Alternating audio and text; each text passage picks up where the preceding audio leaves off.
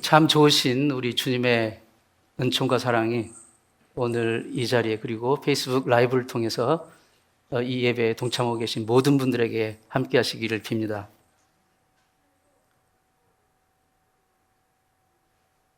방송국에 새로 입사한 새내기 아나운서가 있었는데 처음으로 생방송 야구 경기를 이제 중계하게 됐어요.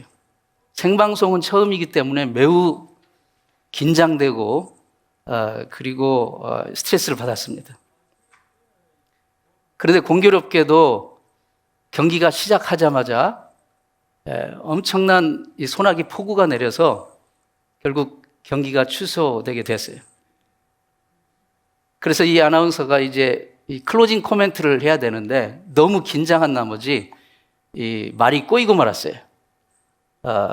오늘 내리기로 한 소나기는 프로야구 경기로 인해서 취소되었습니다. 너무 긴장하고 마음이 쫓기면 평소에는 아주 간단하게 처리할 수 있는 일도 그 실수를 주눅이 들어서 실수를 할 수가 있는 것입니다. 반대로 아주 가난한 쥐 부부가 있었어요. 그런데 그 쥐 부부는 매우 여유가 있었어요. 마음에. 어느 날 남편 쥐가 부인 쥐에게 이렇게 물었습니다. 여보, 우리 양식이 얼마나 남았어? 그러자 부인 쥐가 이렇게 대답합니다. 예, 지금 쥐꼬리만큼밖에 안 남았어요. 그러자 남편 쥐가 이 부인 쥐에게 속삭이듯 이렇게 말했습니다. 그럼 우리 쥐도 새도 모르게 먹어버립시다.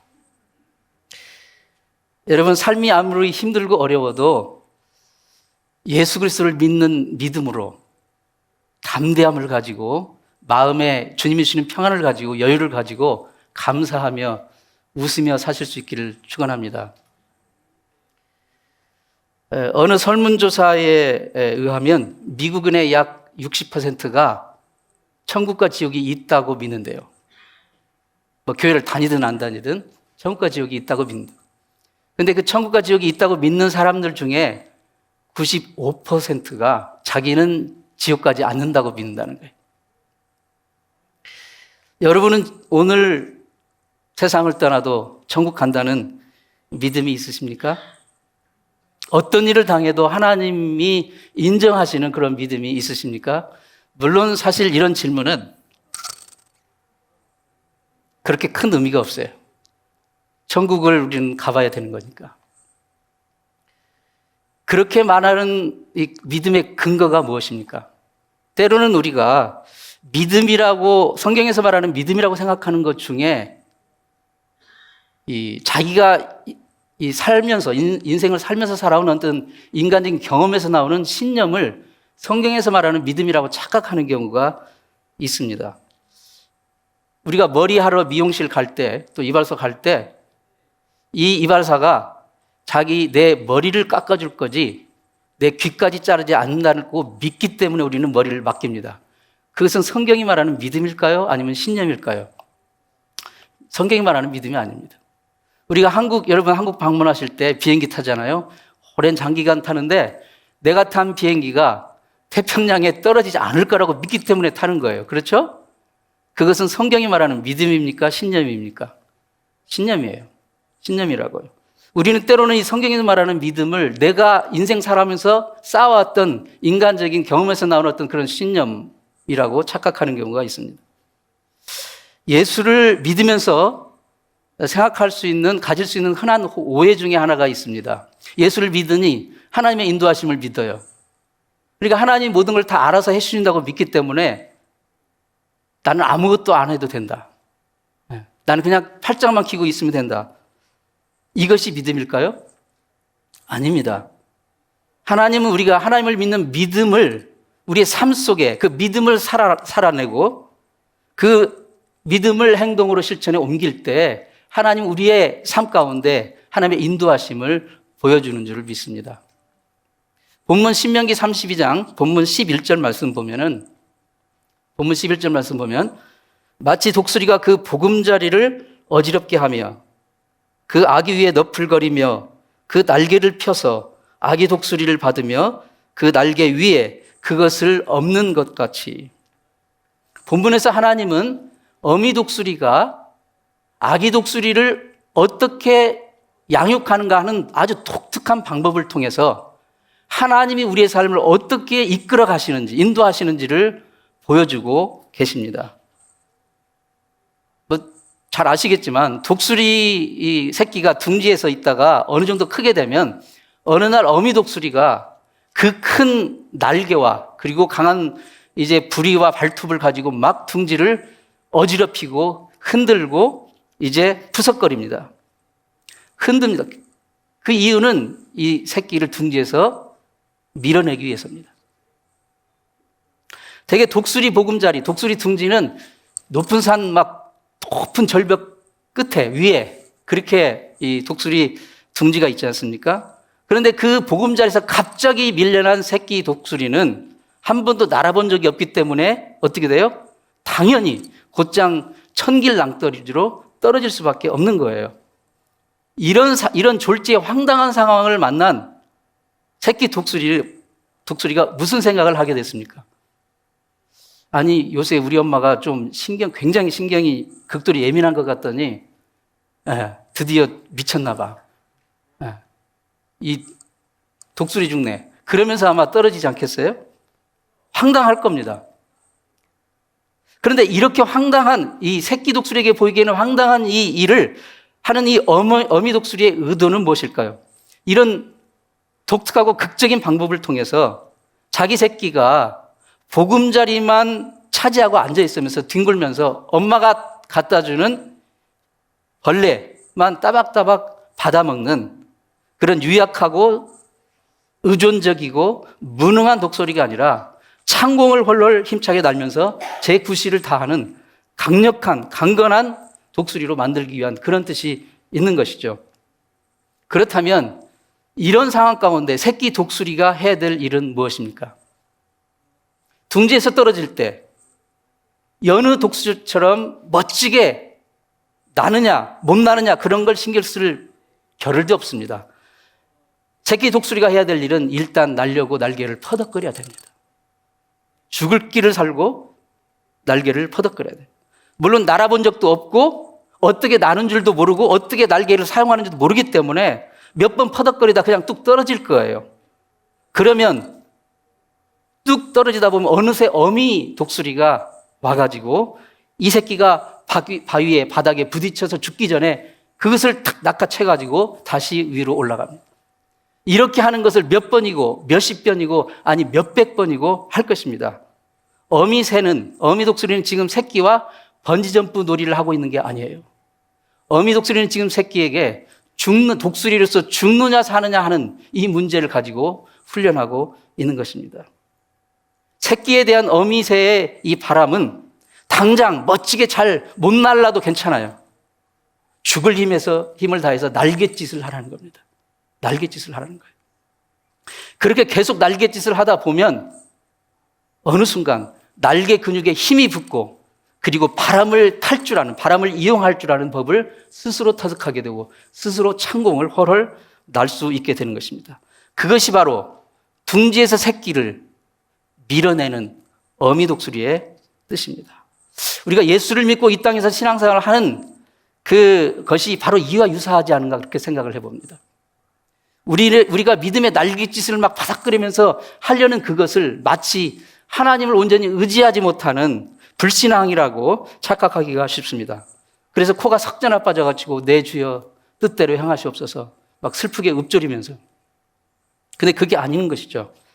정말 신앙생활이라는 것이 무엇일까요? 신앙생활이라는 것은 하나님을 믿는다고 하나님께 모든 것을 다 넘겨버리고 그냥 덤프를 해버리고 하나님께 모든 걸 넘겨버리고 나는 아무것도 하지 않고 꼼짝하지 않고 나는 조금 더 변화되려고 하지 않고 그대로 있는 것. 그게 아니라는 것입니다. 믿음은 막연한 감상이나 느낌이 아닙니다. 믿음은 엄연한 냉혹한 삶의 현실과 매일매일 대면하면서 살아가는 생명의 역사입니다. 생명은 계속 움직이고 일하고 자라고 성장하고 열매를 맺는 것이 생명입니다. 그래서 언젠가는 정말 자기 새끼 독수리를 양육할 수 있을 정도까지 성장하는 바로 그것이 우리의 믿음의 생활이라고 할 수가 있습니다. 영어로 현재라는 말을 present라고 하죠. 그런데 선물도 영어로 뭐라고 합니까? 물론 기프트도 있지만 present라고 합니다. 그렇죠? 그러니까 현재라는 이 시간은 하나님이 나에게 주신 귀한 선물이라고 우리가 해석할 수가 있어요. 하나님이 주신 현재라는 이 선물을 가지고 우리가 예수님을 믿는 믿음의 날갯짓을 계속 하면서 매일매일 한 걸음 한 걸음 저 천국을 향하여 나아가는 것, 그게 바로 우리의 신앙생활이고 우리의 믿음의 길이고 우리가 이 세상을 살아가는 성도의 길인 것입니다. 이 세상에서 우리가 살아갈 때 우리가 사는 것은 사실 현재밖에 없습니다. 과거는 우리 기억 속에 이미 묻혀버렸어요. 그렇죠? 미래는 우리 상상 속에만 있어요. 우리가 사는 것은 오직 현재밖에 없습니다. 그럼 그 현재라는 시간에 우리가 해야 될 일이 무엇입니까? 저나 여러분이나 여러분의 현실의 삶, 여러분의 현재의 시간은 무엇이 있습니까? 즐겁고 기쁘고 모든 것이 everything okay, 모든 것이 내 뜻대로 되어지고 있습니까? 반대가 많을 것입니다. 난관이 있고 도전이 있고 어려움이 있고 아픔이 있고 이것이 있을 거예요. 그럼에도 불구하고 현재라는 이 하나님이 주신 소중한 선물이라는 이 시간에 우리는 믿음의 날갯짓을 계속하는 것입니다. 왜냐하면 날갯짓을 멈추는 순간 우리는 추락할 수밖에 없는 거예요. 성경에 나오는 수많은 믿음의 우리 선조들도 이 믿음의 날갯짓을 계속 했던 사람들입니다. 위대한 믿음의 사도 바울, 그분은 누구보다도 엄청난 하나님의 은혜를 경험했고 그 하나님의 은혜를 정말 평생 붙잡고 살아갔던 사람입니다. 그런 사도 바울이 그 어려운 복음 전도의 사역을 감당하면서 어떻게 믿음의 날갯짓을 했는가 우리가 찾아볼 수 있어요. 바울 사도가 2차 전도 여행 때 소아시아를 통과하게 되었어요. 지금의 터키 지역이죠. 그 통과할 때 믿음의 날갯짓을 하고 있는 것을 우리가 보게 돼요. 그가 그 믿음의 날갯짓을 정말 힘쓰고 애써서 할 때에 하나님의 특별한 인도하심을 보여주는 장면이 나옵니다. 사도행전 16장 7절 말씀인데요. 바울 일행이 무시야 앞에 이르러 비두니아로 가고자 애쓰되 예수의 영이 허락지 아니하시는지라. 지금 여기 무시아는요, 당시 소아시아 지역인데 지금의 터키의 중서부 지역이에요. 그리고 비두니아는 중북부 지역입니다. 그러니까 여기서 이 비두니아 쪽으로 가려고 무진 애를 쓰는 거예요. 지금 믿음의 날갯짓을 하는 거예요. 사도 바울이. 자기 이 선교팀과 함께. 정말 모든 힘과 정력과 에너지를 다 써서 비두니아로 가고자 지금 애를 쓰고 믿음의 날갯짓을 하고 있는 거예요. 그렇게 믿음의 날갯짓을 하고 있는 그 바울 사도에게 주님은 바로 사역의 방향을 제시해 주십니다. 비두니아로 가지 말라. 대신 마게도니아로 건너가라. 마게도니아는 유럽의 첫 관문입니다. 마게도니아로 건너가서, 즉 유럽으로 가서 복음 전도의 사역을 하라는 하나님의 방향 제시가 있었습니다. 언제 하나님의 방향 제시가 있었습니까? 믿음의 날갯짓을 하고 있을 때. 여러분 인생에 어디로 가야지, 어떻게 해야지, 정말 확 막힌 어둠의 상황 같은 그런 상황에 처해 있을 때 여러분 가만히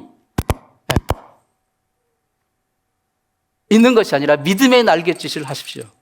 그럴 때 하나님이 여러분에게 인생의 길을 제시해 주실 것입니다. 이렇게 해서 비로소 유럽의 복음의 문이 역사적으로 본격적으로 열리게 되었습니다. 마가복음 5장에 보면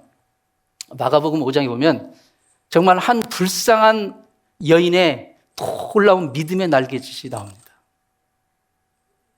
자, 예수께서 마가복음 5장의 상황은 어떤 상황이냐면 예수께서 회당장 야이로라는 그 회당장의 집으로 갑니다.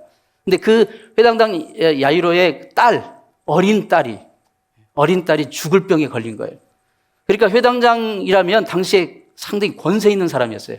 막강한 영향력이 있는 사람이었는데 이 사람이 자기의 어떤 위치나 사회적인 소셜 스테이러스, 사회적인 위치나 그걸 생각하지 않고 자기 어린 딸이 죽게 되었으니까 그 모든 것을 다 내려놓고 이름 없는 나사렛 출신 청년 예수 앞에 달려 나온 거예요. 우리 딸이 죽어가고 있습니다. 살려주세요. 지금 뭐예요? 믿음의 날갯짓을 하는 거예요. 그래서 예수님이 이 회당장의 이 정말 간절한 믿음의 날갯짓을 보시고 그 집으로 가십니다. 그런데 예수님이 복음서에 보면 예수님이 사역하시는 어디를 가시든지 수많은 사람이 인산인해를 이루었어요. 왜요? 예수님의 그 소문이 정말 어떤 병이든 가져오면 다 낫게 하신다. 그리고 정말 어떤 그 보통 바리새인이나 사두개인이 전하는 어떤 그런 교훈이 아니라 권세 있는 새 복음을 전한다는 그런 소문을 들었기 때문에 수많은 사람이 예수님 가시는 곳마다 인산인해를 이뤘어요. 그날도 예의가 아니었어요. 그날도 지금 야이로의 집을 향해서 가고 계시는데 수많은 무리가 따랐어요. 그러니까 막 부딪히고 했겠죠. 그런데 바로 그 행렬 가운데 갑자기 어느 여인이 예수님께 다가왔어요. 사람들은 모르죠. 막 이렇게 막 위협사에 있으니까. 그리고 이 여인이 예수님의 옷자락을 만졌어요. 옷자락을. 누구도 모르게. 근데 그 여인은 보통 사람이 아니었어요. 이 여인은 12년 동안이나 몸에서 출혈이 나고 멈추지 않는 바로 유출병 중에 하나인 혈루병에 걸린 여인이었어요. 구약의 레위기의 정결예법에 의하면 유대인들이 절대 가까이에서는 안 되는, 접촉해서는 안 되는 부정한 것들의 명단이 나와요. 목록이 나와요. 수많은 그 부정한 것의 목록이 나오는데 그 중에 대표적인 몇 가지가 뭐냐면 죽은 짐승이나 사람의 사체는 부정해요. 그것은 만져서는 안 돼요. 그 다음에 이 한센병, 그때 당시 이제 문둥병 부정하게 봤어요. 그리고 유출병. 그러니까 오늘 이 혈루병 걸린 여인도 그 유출병의 하나죠. 이러한 것들은 부정하기 때문에 가까이 해서도 안 되고 만져서도 안 되고 접촉해서도 안 돼요. 왜냐하면 내가 접촉하는 순간 나도 부정한 자가 되기 때문에. 그게 유대인의 그 정결예법에 되어 있어요. 왜 그러냐면 여러분 이 개똥을 깨끗하고 하얀 휴지로 닦는다고 해서 개똥이 깨끗해지는 게 아니라 오히려 휴지가 더 더럽혀지기 때문이에요.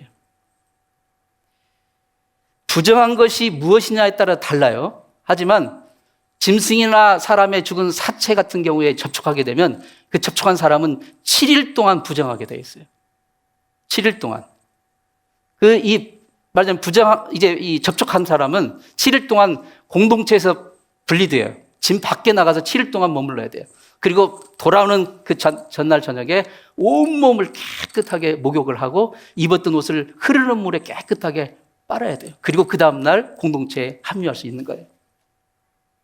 그리고 그 여타, 다른 그 부정한 것들을 접촉한 경우는 하루 부정하고 하루 또 떨어져 있고 그리고 똑같은 절차를 통해서 그 다음날 복귀를 하는 거예요. 이러한 이 유대인의 정결예법의 맥락에서 보자면 오늘 이 혈루병 걸린 여인, 이 여인은 그 부정한 것의 목록에 속하는 거예요. 그렇기 때문에 이 여인은 부정한 여인이에요. 이 여인이 의도적으로 예수께 다가와서 예수님을 터치했어요. 그러면 유대인의 정결예법에 의하면 예수님은 최소한 하루를 부정하셔야 돼요. 이 여인의 이 돌발적인 행동은 유대인의 정결예법상 절대 용납될 수도 없고 있을 수도 없고 그리고 돌에 맞아 죽을 수도 있는 그런 행동이에요. 왜냐하면 부정한 것이 자기에게 의도적으로 접근하면 유대인들은 돌로 쳐서 피하고 죽일 수도 있는 권한이 있어요. 그렇기 때문에 이 여인의 돌발적인 행동은 있을 수도 없고 용납될 수도 없고 돌에 맞아 죽을 수도 있는 무서운 행동이었습니다. 그러면 이 부정한 여인이 일부러 예수님과 접속했으니 유대인의 정결예법에 의하면 예수님이 부정하셔야 되는데 그런데 예수님이 부정하게 되셨습니까? 아니에요. 놀랍게도 예수님이 부정하게 되신 게 아니라 정반대로 부정한 이 여인이 정결케 되었습니다. 혈루병이 떠난 거예요. 이것을 어떻게 설명할 수 있습니까? 구약의 제사 레위기의 제사법에 보면요. 여러분, 레위기는 이걸 모르고 읽으면 정말 딱딱하고 지루하고 재미없는 책 중에 하나예요. 그러나 이걸 알고 읽으면 이 레위기처럼 귀하고 복되고 정말 우리 신앙생활에 정말 강력한 메시지를 주는 책이 없습니다. 거기 그 레위기 제사법에 보면 부정한 것에 접촉한 자는 당연히 부정하게 되는데 딱 하나의 예외가 있습니다. 딱 하나의 예외가 있어요. 그것은 바로 성막의 번제단이에요. 성막에 가면 번제단 있잖아요. 성막들에. 출애굽기 29장 37절 말씀 보겠습니다. 출애굽기 29장 37절. 우리 다 같이 한번 읽습니다. 시작. 내가 7일 동안 단을 위하여 속죄하여 거룩하게 하라. 그리하면 지극히 거룩한 단이 되리니 무릇 단에 접촉한 것이 거룩하여 지리라. 성막의 번제단은 무엇을 하는 것입니까? 여러분 잘 아시겠지만 죄인이 자기 죄의 문제를 해결하기 위해서 짐승, 어린 양 같은 짐승을 가지고 와서 내 죄 대신, 나 대신 이 짐승이 대신 죽어서 그 피를 이 단에 뿌리는 것고, 뿌리고 죄 용서 받는 것이 바로 번제단이에요. 즉 1년 365일 동안 죄의 대속을 위한 어린 양의 피가 늘 적셔져 있는 것이 이 번제단이에요. 죄를 대속한 어린 양의 피가 이 단을 정결하게 하고 거룩하게 하고 그 단에 접촉한 것은 무엇이든지 거룩하여 됩니다. 정결하게 되는 거예요. 그리고 그 제단의 뿔을 만지는 자는 그 죄사함을 받게 되는 거예요. 즉 죄인, 즉 부정한 자가 제단에 나와 제단에 접촉하면 정결례법에 하면 제단이 더럽혀져야 되는데 그게 아니라 유일하게 바로 이 제단은 어린 양으로 그 피로 정결해졌기 때문에 오히려 부정한 자가 이 제단을 접촉하는 순간 오히려 정결하게 되는 거예요. 거룩함을 입고 죄사함을 받게 되는 것이에요. 이 대속의 어린 양의 피가 뿌려진 이 제단, 그리고 그 피를 뿌린 어린 양, 이것은 장차 오실 세상 죄를 지고 간 하나님의 어린 양 예수 그리스도를 예표하는 것이었습니다. 그 어떤 죄인도, 그 어떤 부정한 자도 다른 사람을 만지면 그 사람이 부정하게 되지만 이 제단과 접촉하는 순간 죄사함을 받고 정결함을 입듯이 그 이 세상의 어떤 죄인도, 어떤 부정한 자도, 어떤 인생이 무너진 자도 예수 그리스도, 하나님의 어린 양 예수 그리스도 앞에 나와 그분과 접촉하게 되는 순간 바로 정결함을 입고 죄사함을 받고 생명을 회복하게 되는 역사가 일어나는 것입니다. 이 혈류병 걸린 여인은 내가 저분만 접촉하면, 아니 그분의 옷자락이라도 만지면 내가 살 것이다. 이 믿음을 가지고 그는 정결례법을 익히 알고 있어요. 누구나 유대인이라면. 그 정결례법의 지엄하고 무서운 그 장애물을 넘었어요. 그리고 사람들의 따가운 시선과 모욕과 비난과 심지어 죽임당할 수도 있는 그 위험을 감수하고 예수 앞으로 나온 것입니다. 그리고 그분과 접촉한 거예요. 그리고 그가 살게 된 것입니다. 이것이 바로 우리가 해야 될 날개짓입니다. 믿음의 날개짓이에요. 구체적으로 우리 삶 속에서 그럼 우리가 어떻게 믿음의 날개짓을 할 수 있을까요? 본문은 이 땅을 어떻게 묘사하고 있습니까? 황무지요.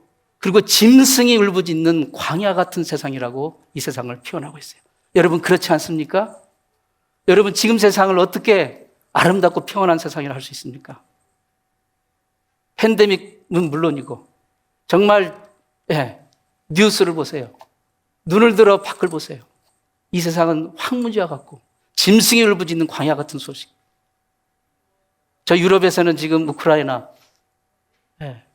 소련이, 러시아가 지금 애니타임 침공을 할 기세이고. 여러분, 이 부르짖는, 짐승이 부르짖는 광야 같은 이 삶 속에 여러분은 어떤 어려움과 걱정과 괴로움과 아픔과 인생의 무거움을 지고 가십니까? 여러분의 그 지고 가신 어려움과 아픔과 괴로움, 무거운 짐을 다른 사람에게 가져갔을 때 그 사람이 여러분의 아픔과 어려움과 고난과 무거운 짐을 대신 해결해 주던가요? 여러분의 슬픔을 덜어주고 여러분의 무거운 짐을 대신 져 주던가요? 사람은 내가 무거운 짐을 지고 가서 뭔가 좀 도움을 받으려고 다가가면 혹시나 자기에게 무거운 짐을 떠넘길까봐 피합니다. 부담스럽습니다. 마치 부정한 자가 나에게 가까이 오면 내가 부정하게 될까봐 돌을 던지고 피하는 것, 그와 같이. 그게 바로 이 세상입니다. 그러나 하나님은 오늘 어떻게 하나님 자신을 계시하고 계십니까? 황무지 같은 이 세상에서, 짐승이 부르짖는 광야 같은 이 세상에서 우리를 마다하는, 보호하시고 눈동자같이 지키신다고 말씀하고 계십니다. 우리 예수님 말씀하십니다. 수고하고 무거운 짐진 자들아, 병든 자들아, 부정한 자들아, 죄인들아, 내게로 오라. 내가 너희를 쉬게 하리라.